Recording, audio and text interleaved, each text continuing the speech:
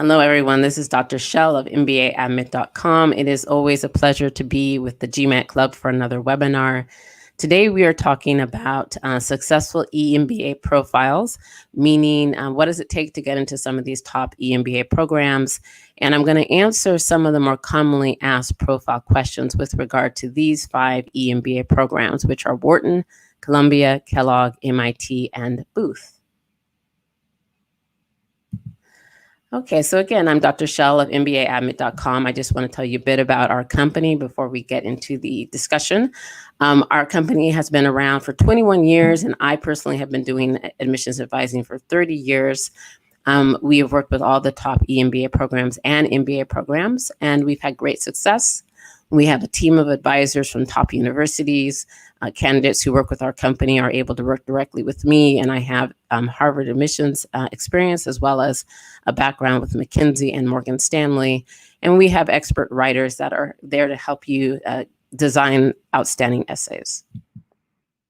We've worked with all the top EMBA programs and MBA programs with great success. Here's a list of some of those. And we welcome you to come to our website if you're curious about how we think you'll fare in the EMBA admissions process, and either just send your resume to us or fill out the profile evaluation form on our website, and we're happy to give you feedback. So one thing I want to point out before we get into the discussion further is that the fact that our company has been around for 21 years means that we predate all of the top EMBA programs. And that means that we've seen them each from year one. We've seen, what they started out like, what their preferences are, how things have changed over time, what their nuances are of admissions. And we're able to bring all of that to candidates who are applying to the EMBA programs. So which are the most popular EMBA programs? I just wanted to give you a sense of what we see, and we do handle far more EMBA candidates than many of the top MBA admissions consulting companies. But these are the ones that tend to be the most popular among candidates. So Wharton, Kellogg, Columbia, Booth, MIT, Haas, UCLA, Duke, Darden, NYU, Yale, and then Stanford MSX. Stanford MSX technically is not an EMBA program, but it is targeted to that same older candidate. It's a one-year full-time program. So today we are actually going to focus in on the 5 in blue. We'll let you know if we're going to be offering other webinars that address some of those other schools, which are quite popular as well. But today we're going to focus in on these top 5. So overview, how do students compare in terms of those that are admitted to these top schools? Now, this information is from websites, and all except for the target EA, which is executive assessment in that last column, that we are getting from representatives from the school and what they've said. But this gives you a overall high-level snapshot. You'll look at the work experience years, and you'll notice that Columbia is quite small in terms of number of experience years, so 9 years on average. And then MIT is the highest in terms of the average work experience years of students that are matriculating, and that is 17 years. It sort of correlates with age. So MIT has the oldest average age, which is 41 on average. And Columbia in this list has the youngest average age, which is 33. Women are underrepresented at all of the schools, you'll notice. International, the numbers that these schools put on their websites, I think are a little bit misleading because we have a lot of international candidates who are permanent residents of the USA, which don't show up on these numbers necessarily. And we also have people who may have been from other countries that recently became US citizens. And so if you were actually to go visit these schools, I think you would have the impression that they all have larger numbers of international students. But that is what they've put on the website. Booth does not list that out specifically, but these other schools do indicate what they have in terms of international students. And then the target executive assessment score. These days, the executive assessment test is much more popular among candidates than the GMAT or the GRE. The reason is because it is much easier to prepare for. And so most of the candidates that we see have shifted over to the executive assessment. There's always that question about what is good enough. this is what the schools say in terms of what they're looking for in general.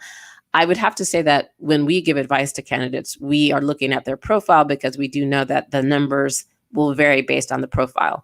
And so Wharton may accept 156 from some candidates, but they wouldn't accept it from others, and they prefer 160 with certain other candidates. And so we kind of understand those nuances. And again, if we're giving you a profile evaluation, we're happy to share with you what we think they're going to want from you, given your specific background, your qualifications, and so forth. But this is a high-level snapshot about what the students look like at these programs. One big takeaway is that people often worry. It's called executive MBA. And so do they have to be a super, in the C-suite essentially to be able to get into these programs? And the answer is no. We actually get many, many young candidates. Our typical candidates are between the ages of 29 and about 38. And we have success with even the 29-year-olds. So from my perspective, someone who has 5 years of experience or more can be viable. In very exceptional cases, someone can get in with 3 or 4 years. Usually that will be an entrepreneur who's had a lot of success. But so just your age does not necessarily have to keep you out, whether you're young or whether you're old and in your 50s. Of course, some people say 50s is not old, but from the admissions perspective, that is on the older side. So just know that you shouldn't assume that your age will put you out of range for these schools. So I want to go through some commonly asked questions, profile questions about these schools, and give you our insights based on what we've seen over all these years, looking at all these programs from their very first year. So the first question that we often hear is, do these programs admit candidates from a broader range of industries than they might see in the full-time programs? And the answer is yes.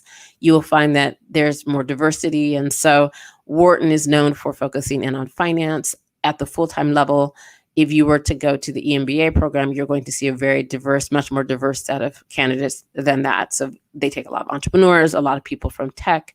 The same would be true of Booth. It also has a reputation of focusing in on finance at the full-time level. At the EMBA level, there's a much broader diversity of students. So those full-time sort of preferences, you don't fully see those reflected at the EMBA level. So for candidates of different backgrounds, you can look at each of those and know that if you go to the program, you're going to have a great diversity of background among the students. Another question is, are some of these EMBA programs more open to younger candidates? The answer, as I said, is yes. We've had people as young as 25 get into some of these top programs. Usually that will be an entrepreneur who's done very well. And so the ones that tend to more routinely be very receptive to younger candidates are Columbia and Kellogg. There are others in the EMBA top 15 that are very open as well, like Cornell, NYU.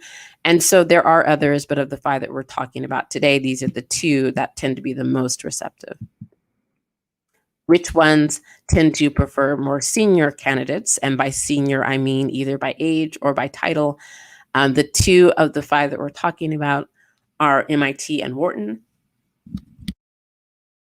MIT by far has the preference for the older candidate compared in this set of 5. It tends to want someone who has a great deal of seniority in their title. And they are very discouraging on the whole for younger candidates. We have had many younger candidates be successful, but those candidates do have really strong leadership experience and, many times have just grown up through an organization and are wearing multiple hats in terms of their responsibilities, and therefore can be, full contributors in a classroom that tends to have older candidates. So age does not necessarily rule you out completely. MIT has said in past years that about 15% of their class, is that younger, maybe between 29 and 33 in terms of age. And so it's not impossible, but it is harder at MIT if you're younger. And Wharton, it also tends to prefer an older candidate, but in their definition, older would be, in your mid 30s or early 40s. And so, you can just know that if you're in that age, you have not aged out and you actually may be more attractive because you have more work experience. Number 4 would be, what if you have a low GPA? So many people, they didn't either focus in college or they had demands on them and they just did not perform well. And yet they blossomed in their professional years. And so they really want a degree that will reflect the professional success. And they worry that a low GPA can keep them out of top schools. And so, of course, the question is, which of the schools will be open to them, or which ones will be harder to access. The 2 that are harder to access are MIT and Wharton. They do keep a very high bar in terms of academics. And so on the GPA, even if it's 20 years in the past, they will care that you didn't do well. What they'll want is just evidence that your analytical skills are where they need to be to succeed in the program. So we have had plenty of candidates who've had low GPAs, but lots of years of professional success. And then we're able to point to other things, whether it was the nature of the work they're doing, very quantitative, or courses that they had taken since college, to be able to demonstrate that they have the analytical abilities. Between MIT and Wharton, I think Wharton is harder in this regard because it's a very quantitative program. And so they are concerned that students won't be able to get through the program if their skills are not strong enough. MIT just keeps that higher bar because it does want to be known to be a little bit more exclusive as an EMBA program. But again, when you've had tremendous professional success, I have found that that is the most important factor. The next question, what about the standardized test score? So if you just cannot manage to get a very good score, is that going to keep you out? Of the 5 that we're discussing, the one that is the pickiest is by far Wharton. And so Wharton, again, is a very quantitative program. So they're not doing this just to do it. They're doing it because they know if someone does not have the skills, they may not get through the program. And so they really want to make sure that those skills are in place. They can have a wonderful candidate, but if that candidate just does not have a satisfactory EA score, they're more concerned with quant than anything else. And so for them, a quant of 10 is sort of rock bottom. They'd prefer to see 12 to 14 on quant. And then overall, of course, 155 is more desirable. They do let in people with 152. I think that 150 is on the edge, but it just depends on what the overall candidacy looks like. But just know that they're pickier than most of the other schools. In terms of other schools that don't even require a standardized test score, Kellogg and MIT are the ones in this list of 5. There are other schools as well that do not require any standardized tests. That would be Cornell, NYU, USC. And so just know that if you're someone who just simply doesn't want to take a test or doesn't think that they do well on those tests, you can look at those programs because they do not require any sort of test whatsoever. The 6th question that I'm going to respond to today is, which of these programs is hardest overall in terms of admissions? Of the 5 that we're discussing today, MIT and Wharton would be the hardest. In my opinion, MIT is the hardest overall of all the schools, even beyond this 5. And the reason I say that is they are so picky in multiple ways. So let's take a look at some of those things. With MIT, they keep a much higher academic bar than many other schools. They want an older candidate. So even if there is a younger candidate, if they fill up with enough older candidates, that's who they prefer. And so the younger candidate is disadvantaged, even if they are very qualified. And then they have a very rigorous interview. They typically will do 2 interviews back to back. And they are what we call behavioral interviews, which means that they're asking you a lot of questions about how you would act or make decisions or behave in certain situations. For people who have less work experience, they have less to draw from to respond to those well. And so when we get older entrepreneurs, it's super easy to get through that interview because they have so much experience in so many different ways, and they can easily pick out examples of what they did. For the younger candidate with less experience, it's just harder to respond. We coach our younger candidates very well. This past year, we had every single candidate 100% success rate at MIT EMBA, and we had some young candidates in that. So we will coach them well through that interview. But you need to make sure that you prepare for that very well. One more thing I should have put on this slide is that another reason MIT is so difficult is the questions themselves in the application are meant to weed out candidates that don't have the right quality of experience. And so you have to be very careful, especially if you're a younger candidate, that you are responding to those questions with what they will perceive as the right quality of work experience. So for instance, they ask the question, explain a time where you introduced an idea that changed the way that your company approached opportunities or business. Now, a consultant, think about this, a consultant who is younger. So say that they're at a top company, Bain or McKinsey, but they're younger, they could even be, right below partner. They could talk about how they introduced ideas that changed the client, but not necessarily ideas that changed their company, Bain or McKinsey, because they're so junior that they probably haven't done that yet. And so the question is weeding out that candidate. So that candidate needs to strive hard to have an example that they can talk about so that they can do well through the admissions process. So just know that MIT is a very, challenging application, and you should prepare that very well. Wharton is among the hardest simply because its academic bar is also very high. So some people, we get candidates with GPAs as low as 2.3. We can get them into Columbia. We may or may not be able to get them into Wharton. It just depends on the overall picture. That's a candidate that we would want to work with and strategize with. And if all goes well and they can present credentials aside from that GPA, they should do well with Wharton. But if they're not willing to take those steps to show other metrics, other qualifications, they would have more of a difficult time with Wharton. So just that high academic bar. Also the same with the fact that Wharton does want a higher standardized test result. And they will, if they see someone they like who does not have that score, they'll give the person more time to try to get it up. But again, their understanding is that their program is so rigorous that if your skills are not in place, you probably won't fare well. And so they just want to make sure you're there before you start. So Wharton also has less tolerance with regard to soft spots in the professional profile. And by that, I mean that sometimes people bounced around industries. They weren't quite sure what they wanted to do. And then maybe in the last 3 years, they really found that right place and they blossomed. That situation may not be problematic at other schools. Columbia, Booth, you probably would have an easier time. Wharton would tend not to like that very much. And so you have to handle that well. You need to write your resume in a certain way to de-emphasize it. You need to write your essays a certain way. And so if you don't know how to do that before you're applying, you may have a problem with admissions.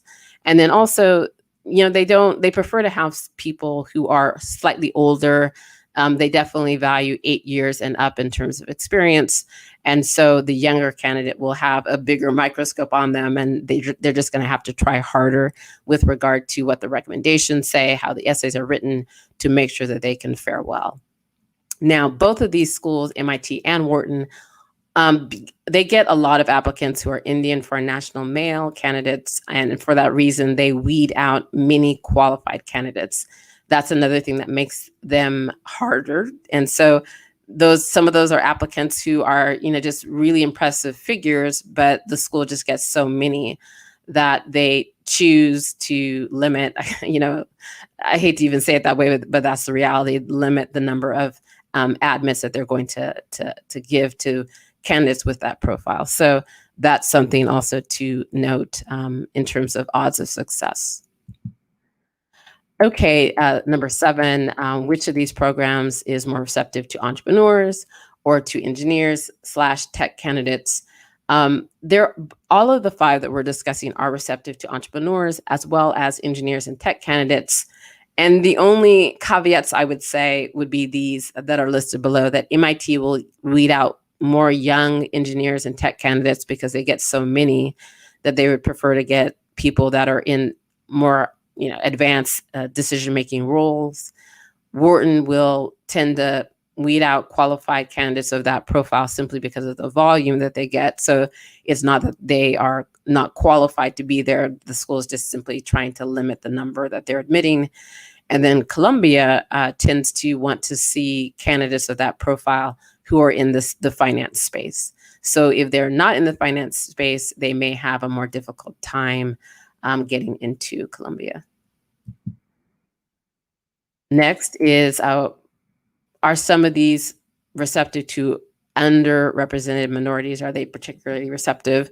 And of the 5, all of them are, because the number of candidates who apply who are of the underrepresented minorities, so Latino, African American, there are even countries that are underrepresented.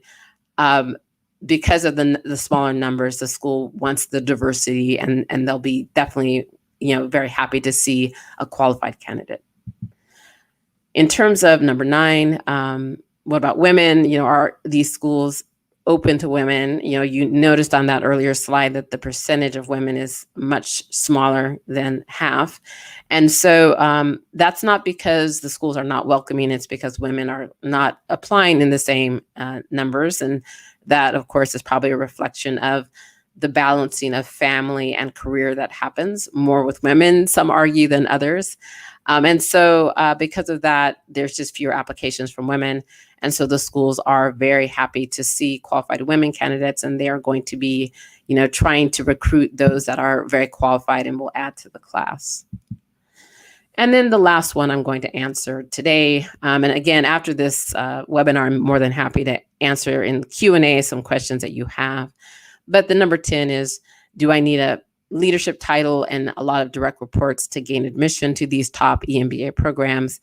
And the answer is really, it depends. It depends on, your experience. It depends on your overall profile. And quite frankly, it depends on the application. So even when we get someone who has a junior title, if they can convey truly outstanding work experience, where they're showing that they know business best practices, they know leadership best practices, they have a lot to add to a class, that person can do well even though they don't have a more advanced sounding title, and even if they don't have direct reports. And in terms of direct reports, it's also the case that you can show leadership in ways other than managing direct reports. And you can also even show managerial skills in ways other than managing direct reports. And you need to go out of your way to do that through the essays, through your resume. But because of all those factors, even if you don't have a very advanced sounding title, you can do well in these EMBA programs. All right, just one aside before I bring this part of the webinar to an end, I just wanted to comment on EMBA rankings. People will always say, okay, well, I'm looking at these top 5, or I'm looking at these top 10, and I think I can apply to 4 of them. How should I think about rankings? What I would say is that there are organizations that rank EMBA programs. So US News and World Report, you can go there and you can search on EMBA rankings and you'll get a list. That list will change slightly year to year. But what I always remind the candidate is, at the end of the day, the EMBA, Executive MBA, is your route to the MBA. So the degree that you get at the end of the day is called the MBA. So on your resume, you'll have MBA from that school. And so your brand is going to be, the long-term brand will be the brand of the business school. And so even if one of the programs you might think has a curriculum a little bit more suited to you, you should definitely weigh that. That's important. That's why you're going to the school. But the brand is what you're going to carry. So is that brand of the school what you want or not? And so just bear that in mind. You're going to be a Wharton MBA, you're going to be a Cornell MBA, you're going to be an NYU MBA, you're going to be a Columbia MBA. And so don't give too much weight to the short-term ranking of the EMBA program, because in the longer term, it's the ranking of the school that is going to carry with you. So think about all that as you make your choices. All right, you're more than welcome to contact us. Again, we're happy to do a profile evaluation for you. Just come to our website, fill in the profile evaluation form, or you can also just send your resume to us. This is our contact information as well. And I'm happy to take some Q&A questions now. I'm going to have to stop sharing my screen so I can read some of those. So it was nice talking to you, and let's do some Q&A.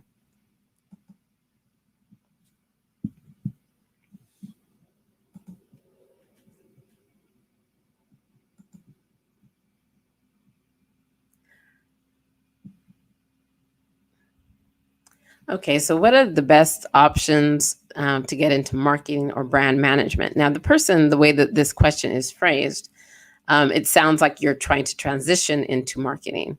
Um, and be careful when you're applying to the schools because many of them want to see that you're going to continue where you are. So that can be handled different ways, and I'm more than happy to comment on that more if someone wants to contact us at our website.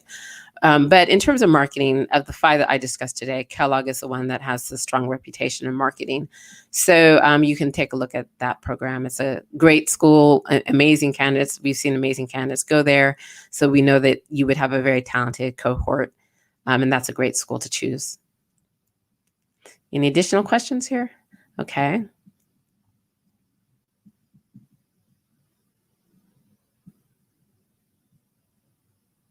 Okay, so who is going to be more receptive to candidates with 8 to 10 years of CPG experience across sales and brand management in multiple countries?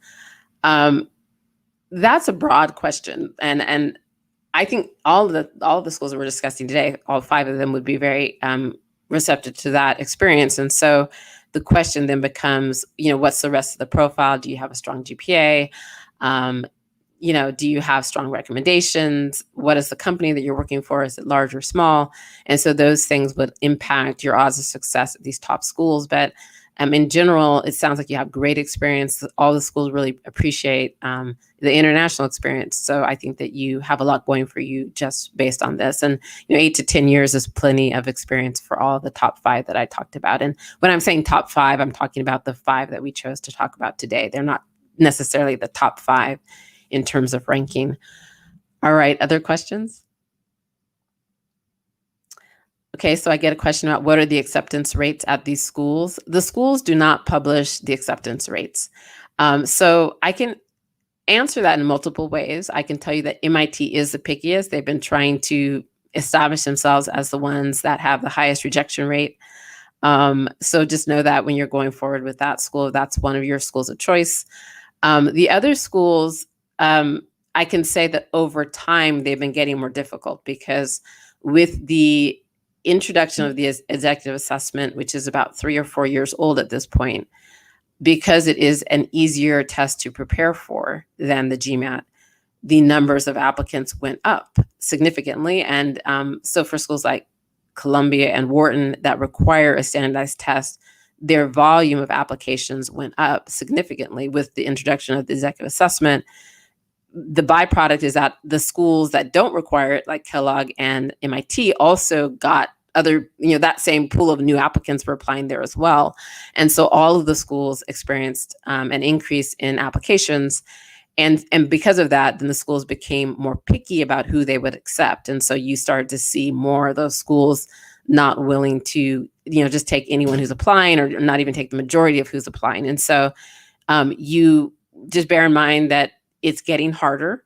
And just get a good assessment of your own credentials. But what we've seen is that your professional experience is the most important. So even if you have flaws in the academic profile or in the standardized test profile, you need to just put the application together marvelously. And if you do that, just a marvelous application, you should be able to override some of the weaknesses in your profile at many of those great schools.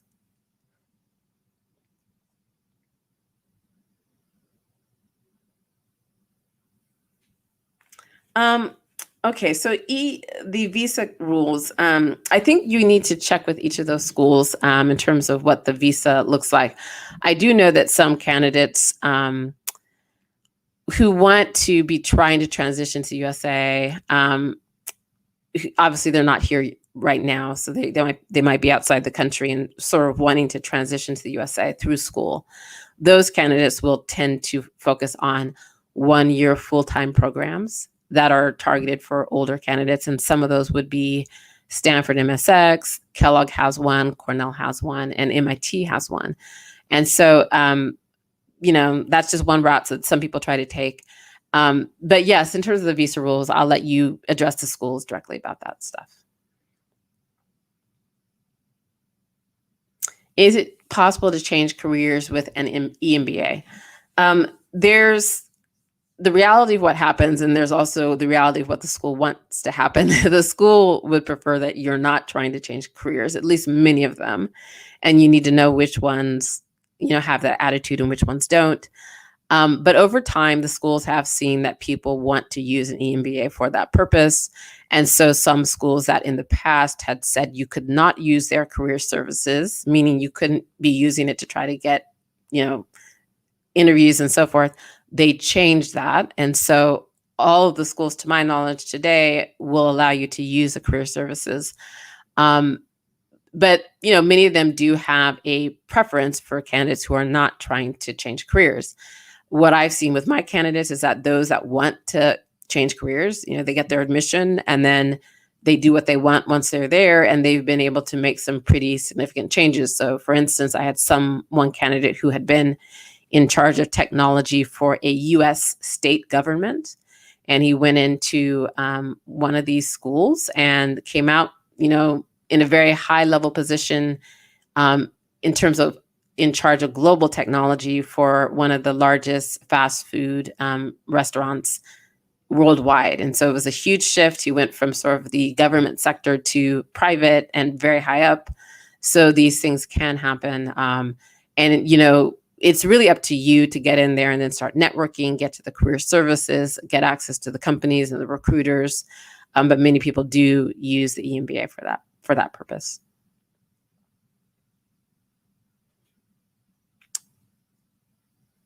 Okay, so let me read this out. So am I correct in assuming that a full-time MBA is a better option for a career change, even for older candidates? No, you're not correct in multiple ways. First of all, many of the top MBA programs simply will not entertain an application from an older candidate. So if you are 35, in most cases, the top 10 are not going to seriously consider your application because they feel that you've aged out of the pool. And so that means that the EMBA or the part-time are your main routes. And so that's that. I mean, so as I said, many people older in their careers decide they want to change. And so an MBA is a good route for that, but you're going to be doing more of the work on your own because, you're older, and many of the people in the EMBA programs are not changing careers. They're staying with the companies they're with. And so the program isn't built to help you change careers, but it does have resources that you can proactively use to make that happen. Okay, next question.